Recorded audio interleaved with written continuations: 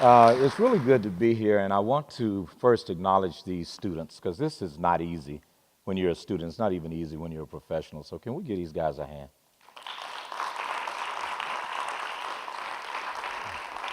Thank you. I'm here to talk to you about two things that you would think just do not go together. Those two things are emotional intelligence and the laws of attraction.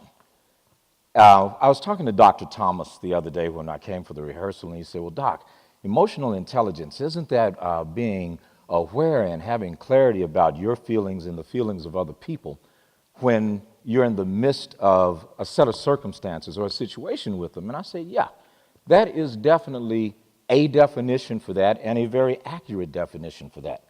But the truth about emotional intelligence goes far beyond having just clarity about people.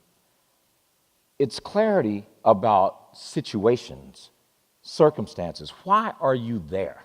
When you stop and think about, I'm in this situation, I'm in the midst of something. Now, what is that something? And more than likely, that something is a set of circumstances or a dilemma you may have encountered that you attracted into your life. And that's where the laws of attraction come to meet emotional intelligence. Like attracts like. These things that you expect come to you. What we believe is that if we say some affirmations, if we take a moment and visualize something, do a vision board or something of that nature, that's what's going to happen, but not true. As a matter of fact, if I say right now, do not think of a chimpanzee wearing a red tie and a blue and white pinstripe suit, whatever you do not picture this chimpanzee wearing this red bow tie and this blue pinstripe suit. What do you keep thinking of? The very thing that I told you don't think about, because that is where you are putting your emotion, that energy plus motion, and the more emotion you pour into anything, the more of that thing you receive. In other words, you can say one thing and do another. And as we well know, many of us typically say all the right things, but do we do them? If you don't believe me, go to somebody's house and look at all the dusty workout equipment. Look at all the diets that they tried. Go to a gym and look at the people that signed up that are no longer coming, because what we have done is we've taken the laws of attraction and misapplied them. We don't take serious the things that we feel we deserve enough in order for them to manifest into our lives. And how do you stop that? Real simple. Monitor what you feel. What you constantly think about, that is exactly what you get. If you keep thinking, my luck is never good. Everybody gets it but me. I'll never have that. I'll never live in that house. You know, that's for them, whoever them or those people are. When you constantly think about how much bills are, what do you end up with?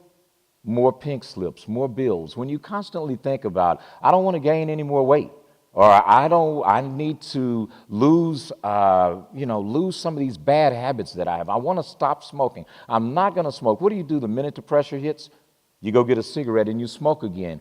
You get frustrated and you eat again. And as you continue to do these things, your thoughts and your feelings equal the manifestations that you get in your life. Here's the $1 million solution to that. First, monitor what you think about. Your mind, and you know, there's a lot of theories around this concept, but I'm going to tell you this. Everything that is seen comes from that which was not seen. That chair you're sitting in, the clothes you have on. Right now was somebody's I did one time. Somebody figured, I don't know, a long time ago, guys should wear a tie. You know, we figured somehow that, going on horses wasn't enough. Maybe if I can build this contraption, I could fly like a bird. Everything that we do started out in the unseen, and someone called those things that are not as though they are and brought them into manifestation. But here's the catch for you and the solution. You must understand that conscious thinking is not your solution. Conscious thinking is typically reacting to some set of circumstances. It's typically paying attention to that which is before you. That subconscious thinking, you will associate that with stuff like, have you ever driven home from work and you don't even remember driving home because something was just on your mind? Or you automatically get in the car and you just check for something without even paying attention to what you're doing. Your subconscious mind is the part of you that drives the outcomes in your life. As you learn to master being sensitive to circumstances, paying particular attention to the nuanceical things, as we call it, the little things. If you stop worrying about what happened in the past and feeling guilty, or being anxious about what may or may not happen in the future, and operate in right now, you will train your subconscious mind to begin manifesting the things that you truly desire. And a short way of putting this is everything in your life happens for a reason.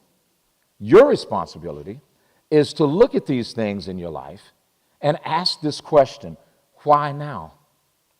Why is this person getting on my last nerve? Well, they're probably getting on your nerves because there's some part of your character that is being reflected back to you through them that you need to work on. We get frustrated and angered and almost just discombobulated by that which we do not understand. You have to be willing to take the time in every moment, every situation in your life, and examine it for its meaning. You have to examine it for its purpose. You have to examine it to see, what is this supposed to teach me right now?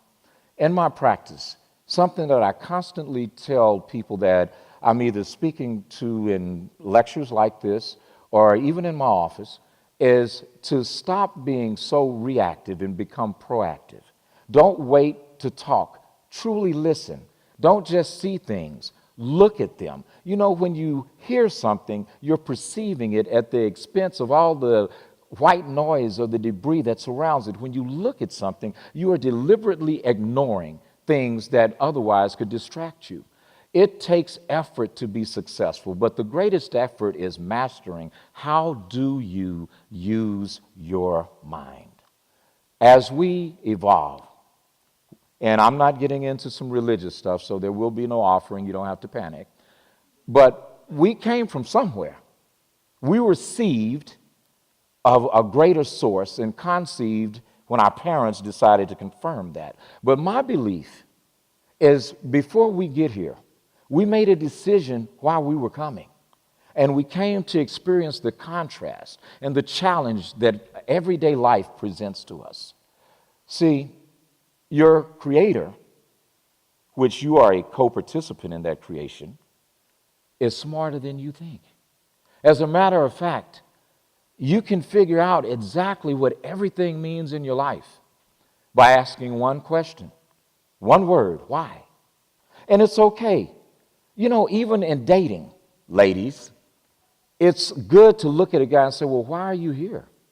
What is it that you are supposed to teach me? And not thinking, he will probably tell you the truth. The same thing is true about the things that you're trying to court in your day-to-day life, in your career. Ask yourself, why am I doing this? What is motivating me to do this? Why do I feel the way that I feel about what I'm doing? And you know, you do not have to wait for an answer. You can get an answer if you shut everything down, get in a quiet space, and simply meditate. And I don't mean lotus position going, What I do mean is taking the time to be quiet, to be still, to allow your circumstances to speak to you in such a way that it resonates at the core. You remember I said emotion. It's kind of like that Geiger counter when you're looking around for a metal object, and the further away you get, the further away the chirps get, but the closer you get, the closer those chirps get. And the way that you can parallel that to your spirit speaking to you is the better you feel about it, the more you should do it. And if it doesn't make sense to anyone but you, all the better. accept the facts, but never, ever confuse the facts with the truth. Seek the greater truth. You know, anything that anyone has ever done that has required more caused that individual to confront themselves. They confronted their fears. They confronted other people. They confronted culture and had to make a decision that, you know what, you said I can't. The system says I can't, but something inside me says what? I can. And when you seek the greater truth, you get into direct alignment for that very moment, that very reason, that purpose that causes your emotional intelligence and the laws of attraction to become one. As they become one, you will find this sense of passion resonating, causing and stirring up something inside of you. As that passion is stirred up, your purpose then just comes forth. You know, there's this thing, if you ever watch a football game, you don't see the guy sit there and wait on the ball to come, and you don't see the quarterback throw it after the guy's downfield. Right when he snaps the ball and that receiver takes off, that ball is in the air. Sometimes you have to run on faith. You have to run not seeing the outcome, but just knowing that there will be the result that you desire. And as you feel, as you believe, you will receive, because after all, that which you seek, ladies and gentlemen, that which you desire, that which you long for, is equally seeking you. Have a great day.